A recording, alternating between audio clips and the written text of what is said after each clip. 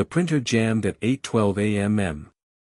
It was the kind of interruption that usually passed without comment, paper misaligned, a soft chime, the red light blinking patiently until someone cleared the tray. The junior clerk noticed it because the form inside was not finished printing. Half a page emerged, the rest still hidden, held back by the machine's hesitation. She waited. Across the counter, the waiting room was already full. Plastic chairs, arranged in rows that suggested order rather than comfort. A man with a scraped knuckle sat forward, elbows on knees. A woman held her phone with both hands, screen dark, not looking at it. A delivery driver stared at the floor. The television mounted high in the corner showed a muted morning program, captions lagging behind the images. Nothing unusual. The clerk reached into the printer, eased the paper free, and restarted the job. The document began again from the top. This time, it printed cleanly. She glanced at the header out of habit, case number, date, incident type. Then her eyes paused on the name. It wasn't unfamiliar. It carried weight without explanation. A name that had appeared before, not often, but always accompanied by extra steps. Extra space. Extra time. She placed the form face down. At the far end of the station, a door closed. Not slammed. Just firmly, with the sound of intention. An officer lowered his voice mid-sentence. Another stopped typing and looked up, then back down, as if checking whether he had been seen noticing. The radio on the wall crackled, then went quiet. No follow-up. A supervisor emerged from an office that usually stayed closed this early. He adjusted his jacket while walking, already speaking into his phone. Not loudly. Not urgently. Calm, measured. The kind of tone reserved for conversations that were expected. The clerk slid the finished report into the outbox. It joined a small stack that had been there since the night shift. Normally, those papers would be logged within the hour. She reached for the stamp. "Hold that one," someone said. The voice came from behind her. Polite. Indirect. As if suggesting a preference rather than issuing a correction. She withdrew her hand. The stamp hovered, unused. The supervisor passed the counter without looking at her, phone still at his ear. He nodded once toward the outbox, not stopping. The message was clear enough. In the waiting room, the man with the scraped knuckle was called forward. He stood quickly, relief crossing his face. The woman with the dark phone remained seated. No one said her name. The clerk turned the report slightly, aligning it with the others. She noticed that the case number would place it early in the queue. It stayed where it was. Behind the closed door, voices continued, low and indistinct. Somewhere deeper in the building, a chair scraped softly against tile. A drawer opened, then closed. The printer light turned green. For a moment, everything looked normal again. And that was when she understood that this case had already begun to move. Just not in the direction the paperwork suggested. The report was still in the outbox at 9:03. The clerk noticed because she was instructed to clear everything else first. Routine backlog, the supervisor said earlier, said it without looking up, said it like an explanation that required no follow-up. She moved through the stack in sequence, lifting each form, logging it, stamping the corner with a practiced rhythm. Thump. Slide. Initial. Thump. Slide. Initial. When she reached the paused report, she skipped it. No one told her to. The decision felt pre-approved. At the front desk, a junior officer began taking a statement from the delivery driver. The questions were standard: time, location, sequence. The officer's voice stayed even, the way training insisted it should. He typed while listening, occasionally repeating a phrase to confirm spelling or clarify direction. Across the room, a different officer leaned against a filing cabinet, watching without appearing to. He checked his watch, then his phone, then said quietly, we might need to pause intake. The typing stopped. Pause? The junior officer asked. For now, the other replied. This one's connected. Connected was not a category on the form. The delivery driver stood there, hands at his sides, unsure whether to sit or speak. The officer gestured vaguely toward the chairs. You can wait there, he said, already turning back to his screen. The cursor blinked at the end of a half-finished sentence. In the waiting room, the woman with the dark phone shifted in her seat. She had been there longer than the others. She glanced toward the counter, then toward the hallway, then back down. Her phone remained unused. A dispatcher walked through carrying a clipboard, slowed near the outbox, then continued on without stopping. Another clerk approached, reached for the paused report, hesitated, and withdrew her hand as if the paper were warm. At 9:17, the supervisor returned from the hallway. He placed his phone face down on the counter, aligning it carefully with the edge. We're going to hold off on formal processing for that incident, he said. His tone suggested efficiency, not caution. Just until we get clarification. From where? Someone asked. He smiled briefly. From above. The phrase settled into the room without resistance. The junior officer saved the draft statement but did not submit it. The system required a case number. The case number required the report. The report remained unstamped. A printer somewhere else began to whine, then fell silent. Radios stayed quiet longer than usual. A patrol unit called in, was acknowledged, then told to stand by. The delivery driver cleared his throat. Should I? We'll get back to you, the officer said, already standing. You can wait. Wait became the default instruction. The clerk finally allowed herself to look again at the paused report. She noticed something new this time, a handwritten note in the margin, added by someone during the night shift. 3 words, light pressure, easy to miss. Asterisk sensitive. Verify wording. Asterisk. She closed the folder. Across the room, the supervisor picked up his phone again. It vibrated once before he answered, as if the call had been anticipated. Yes, he said quietly. We're reviewing. The clerk watched the outbox as if it might move on its own. It didn't, but the rules around it were already changing.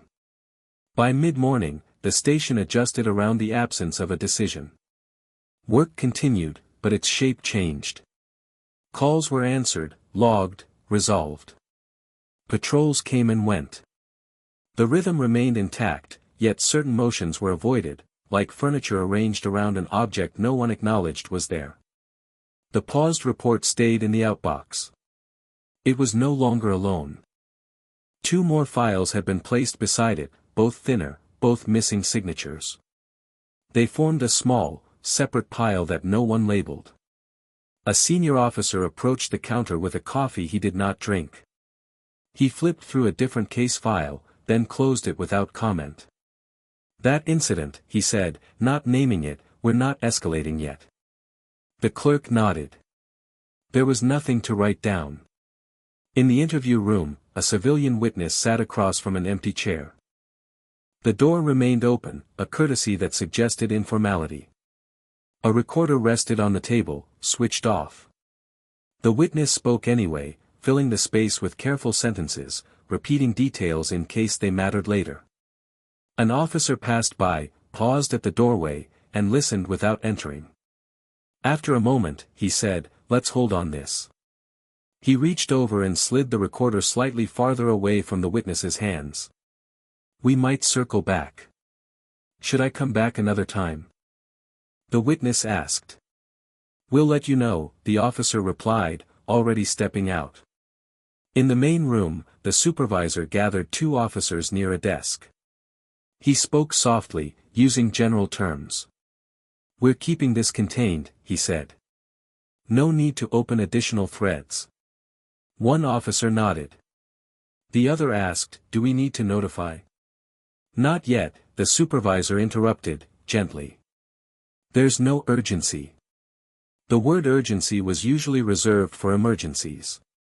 Here, it worked in reverse. A phone rang at the front desk. The clerk answered, listened, then placed the call on hold without asking. She glanced toward the supervisor. He shook his head once, almost imperceptibly. She hung up. At 10:41, an internal message arrived in the system. No sender listed. Just a directive, * use provisional language until further notice. *. Provisional language meant fewer specifics. Fewer specifics meant fewer commitments. The clerk reread the message twice, then minimized it. The delivery driver was still waiting. He had changed seats, moving closer to the exit. When an officer walked past, he stood instinctively, then sat again when no one addressed him. "We'll get to you," someone said from behind a desk. The phrase sounded rehearsed now. The clerk noticed that no one had asked for her to update the log. No one had asked for a timeline. Time itself seemed optional. She looked again at the handwritten note in the paused file. *Verify wording. It occurred to her that wording could be verified indefinitely. Across the room, a door opened. A uniformed officer stepped out, followed by someone in a tailored jacket who did not look around. The supervisor joined them immediately, guiding them toward a private office without introductions. The clerk watched them disappear behind the door. Only then did she realize that no one had yet asked what, exactly, needed to be clarified, and who had the authority to decide when it was. The man in the tailored jacket did not sign in. The clerk noticed because the visitor log was open on the counter, pen placed diagonally across the page in the position that suggested readiness. Names had been written there all morning: contractors, relatives, a representative from records. Each entry followed the same pattern: time, purpose, signature. This one passed untouched. He moved through the station as if the layout were already familiar. Not hurried, not cautious. He did not look at the waiting room, or at the desks, or at the people watching him without appearing to. His attention stayed forward, guided by the supervisor's quiet directions. "This way," the supervisor said, unnecessarily. The office door closed behind them. Inside, voices lowered further. Not whispering, just refined. The kind of volume chosen to ensure nothing carried by accident. At the counter, the clerk adjusted the logbook so it would not look neglected. She wrote the time in the next empty line, then stopped. There was nothing to attach it to. A phone rang again. This time the supervisor answered from inside the office. His voice carried through the thin wall, softened by distance. "Yes," he said. "We're aligned." Aligned with what was not stated. The junior officer returned to his desk and reopened the draft statement from earlier. He reread it, then highlighted a paragraph and deleted 2 sentences. He did not replace them. The document became shorter, cleaner. Less precise. "Is that okay?" he asked no one in particular. No one responded. That was answer enough. In the interview room, the civilian witness was still waiting. The recorder remained off. An officer brought a cup of water, set it on the table, and left without comment. The witness did not drink it. At 11:18, an email arrived marked internal. The subject line contained only the case number. The body consisted of a single line: "Please route all references through supervision." The clerk forwarded it to no one. It did not require distribution. It required compliance. From inside the office came the sound of a chair shifting. Papers were moved, stacked, aligned. The tailored jacket spoke briefly, measured, confident, using phrases that suggested cooperation rather than instruction. "We just want to make sure the record reflects context," he said. Context was another word without a field on the form. The supervisor agreed, nodding audibly. "Of course," he said. We'll make sure everything's accurate. Accurate, the clerk thought, could be arranged. The delivery driver approached the counter again, slower this time. I just wanted to check, he said, voice careful. Do you still need me? The clerk looked past him toward the closed office door. It remained shut. We'll contact you, she said, repeating the phrase exactly as she had heard it used earlier. He nodded, as if accepting a delay he could not challenge, and returned to his seat. The office door opened at last. The supervisor stepped out alone. His expression was neutral, practiced. The clerk watched him carry the file away.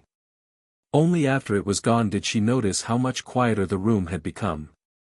As if the presence of influence had altered not just the paperwork, but the air itself. The revised report returned without its staples. The clerk noticed because the pages were too clean, too aligned. Someone had separated them, reviewed them individually, and decided what belonged together. The top page now carried a different phrasing in the incident summary, shorter, flatter, less anchored in sequence. She read it once. Then again. Certain verbs had been softened. Observed replaced stated. Involved replaced initiated. Time references were rounded. Locations became general. Nothing was false. Nothing was complete. A note was attached with a paperclip, typed, and signed, * for internal consistency. Asterisk. The supervisor stood nearby, watching the room rather than the file. We'll keep this preliminary, he said. No need to finalize. Finalize was a status, not a deadline. At the far desk, the junior officer opened the original draft from earlier. The system flagged it as outdated. He hesitated, then clicked Accept Changes. The old language disappeared. We're going to simplify this, the officer said, placing a fresh form on the table. Just the essentials. The recorder remained off. But I already explained, the witness began. And we appreciate that, the officer interrupted, gently. This will just help us stay focused. Focused on what was not clarified. At the counter, the delivery driver stood again. He was holding a folded paper now, his own notes, written while waiting. He offered it forward. I wrote down what I saw, he said. In case it helps. The clerk accepted it, then paused. She turned slightly toward the supervisor. He shook his head. She placed the paper in a temporary tray labeled Pending Review. The label was old, the ink faded. Items placed there were rarely revisited. A call came in from records. The clerk answered, listened, then responded with a phrase she had not used before today. That file is still under supervisory review, she said. Her voice sounded unfamiliar to her own ears. The supervisor nodded approval without looking. From the hallway, the tailored jacket reappeared briefly, now joined by another figure, older, quieter, carrying a folder embossed with a firm's name. They did not approach the counter. They did not need to. The supervisor met them halfway, exchanging a few words that did not carry. The folder changed hands. No signatures were requested. The clerk noticed that no one in the room asked who they were. An internal message arrived moments later, * please suspend external disclosures until further notice. *. The clerk did not need to ask what counted as external. In the interview room, the witness signed the simplified statement. It fit on one page. The officer thanked them and opened the door. You're free to go, he said. Free was another word that had shifted meaning. The witness walked past the counter without meeting anyone's eyes. The delivery driver followed shortly after, leaving his folded notes behind in the tray. The clerk watched the supervisor return to his office with the revised report. He closed the door carefully, as if protecting something inside.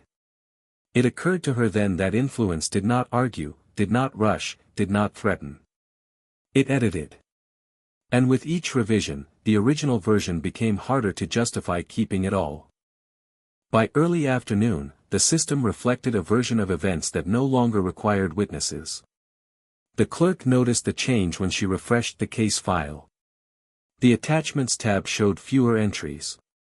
Time stamps had shifted slightly, aligning more neatly. What remained appeared orderly, efficient, even. The kind of file that moved smoothly through review because it offered no resistance. She did not remember authorizing the changes. Her login had not been used. Across the room, the junior officer was called away from his desk and reassigned to transport duty. Temporary, the supervisor said. Just for the rest of the day. His chair stayed empty, his screen dark. Another officer took his place without comment. At the counter, the clerk received a printed addendum. 1 page. No letterhead. Attach this, the supervisor instructed. It clarifies tone. Tone, she understood now, was something that could be corrected retroactively. She attached it. In records, a clerk asked whether to archive the preliminary drafts. The supervisor responded immediately. Yes. No need to keep duplicates. Duplicates implied redundancy. Redundancy implied doubt. The clerk watched as earlier versions were moved to restricted storage, accessible only by request. Requests required justification. Justifications required approval. The chain closed neatly. A radio call came in asking about witness follow-up. The response was short. Witnesses have been released. Copy, the radio replied. No further questions. In the waiting room, the chairs were mostly empty now. The woman with the dark phone was gone. No one remembered exactly when she left. The clerk returned to the file once more, drawn by habit. She compared it, quietly, mentally, to what she remembered reading that morning. The difference was not in facts removed, but in emphasis redirected. Responsibility had been dispersed. Cause had become environment. Action had become context. Nothing accused anyone. Nothing required anyone to respond. A message appeared on her screen, *, please ensure all future references align with the finalized summary. *. Finalized. The word arrived without ceremony. She acknowledged the message. Somewhere behind her, a shredder activated briefly, then stopped. The supervisor passed through the room, hands empty, posture relaxed. Good work today, he said to no one in particular. The clerk felt the weight of the file settle, not on the desk, but in herself. Because she understood now that documentation did not simply record outcomes.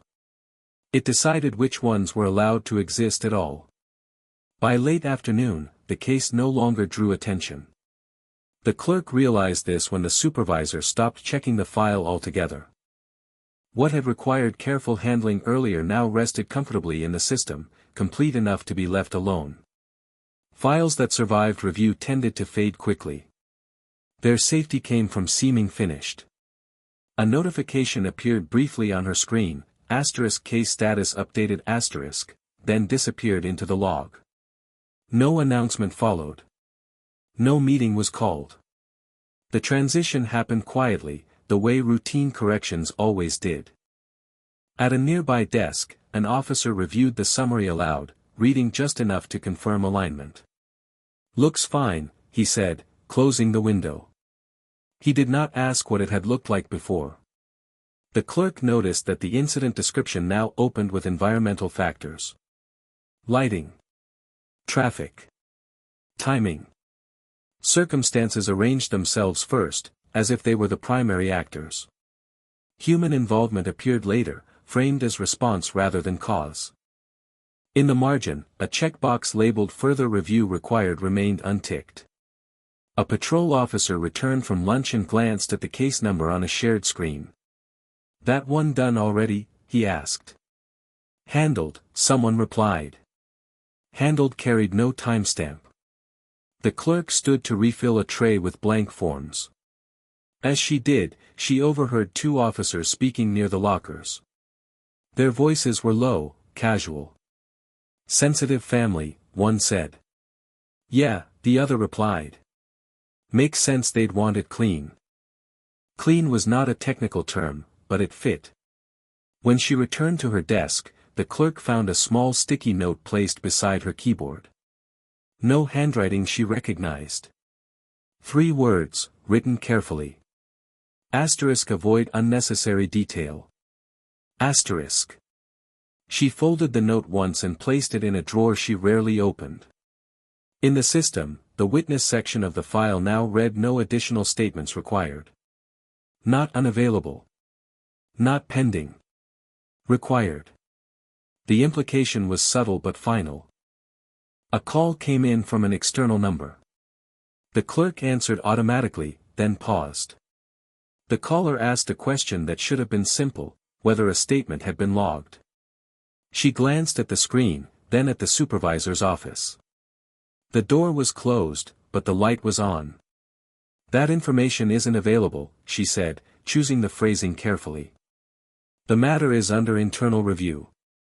The caller accepted this without protest. Understood, they said. The line went dead.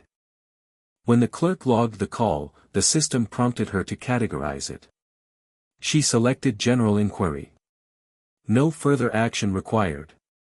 At 4:58 p.m., an automated reminder appeared, asking whether the case should be flagged for follow-up. The clerk hovered over the option longer than necessary. She marked no.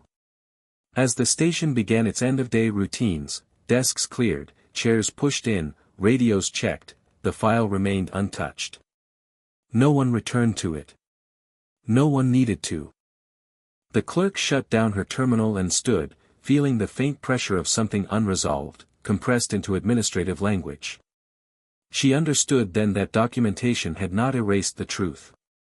It had simply reduced it to a size small enough to store. And easy enough to ignore.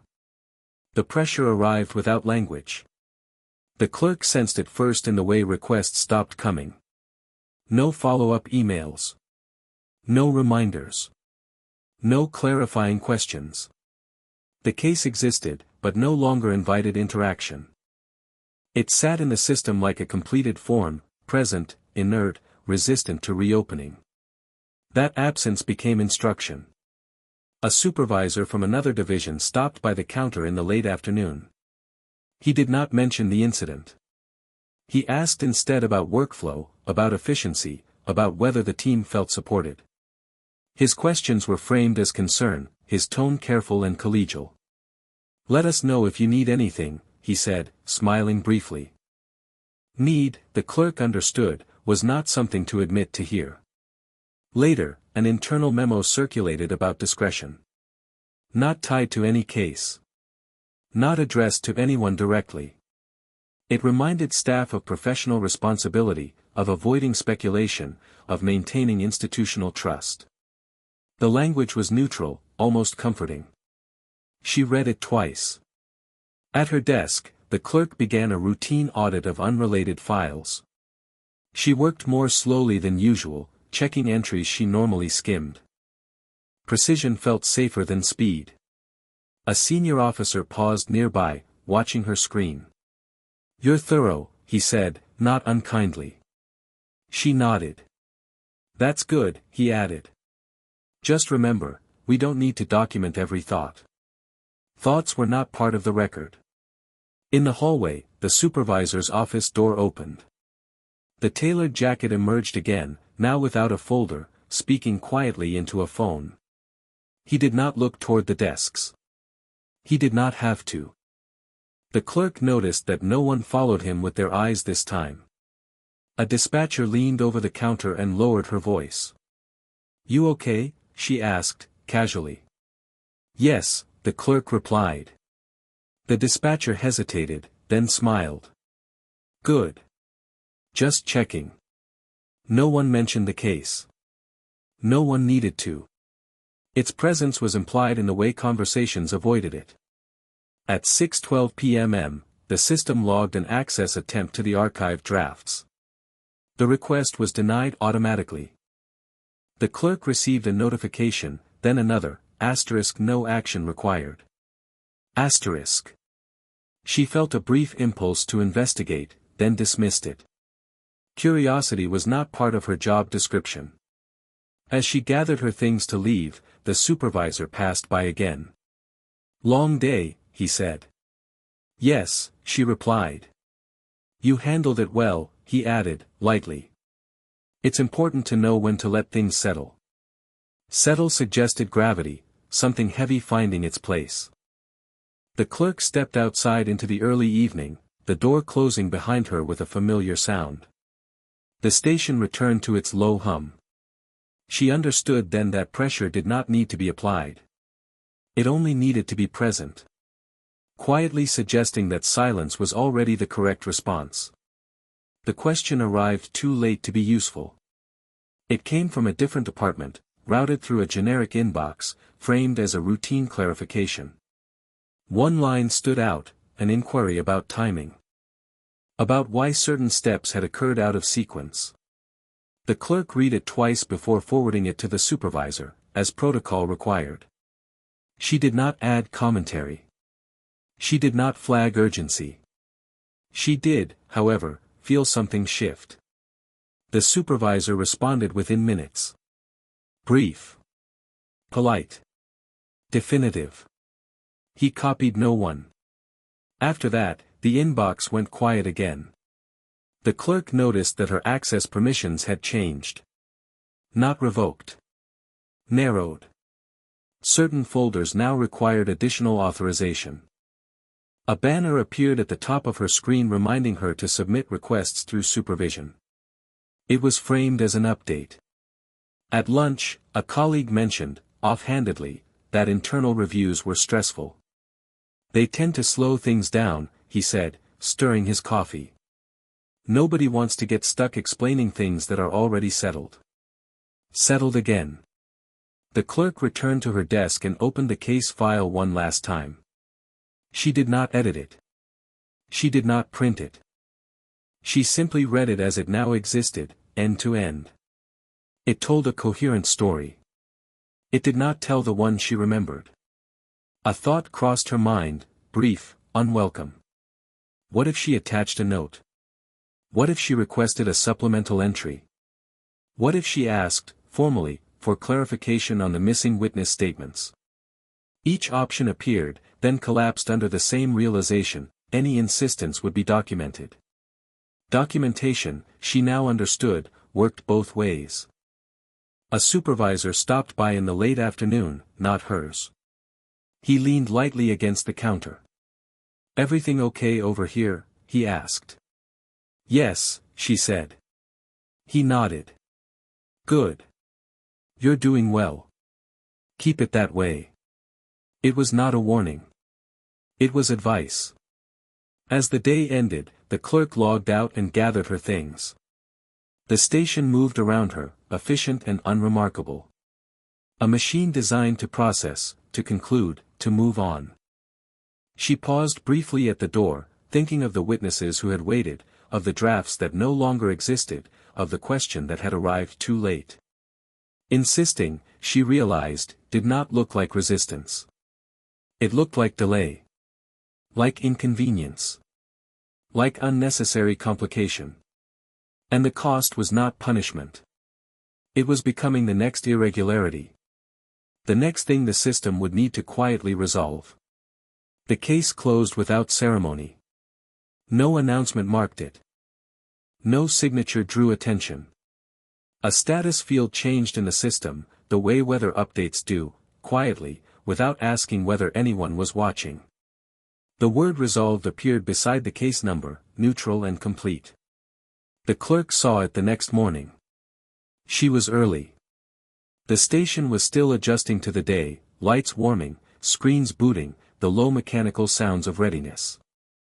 She logged in, reviewed overnight updates, and paused when the resolved case appeared in her queue, no longer active, no longer requiring attention. Handled.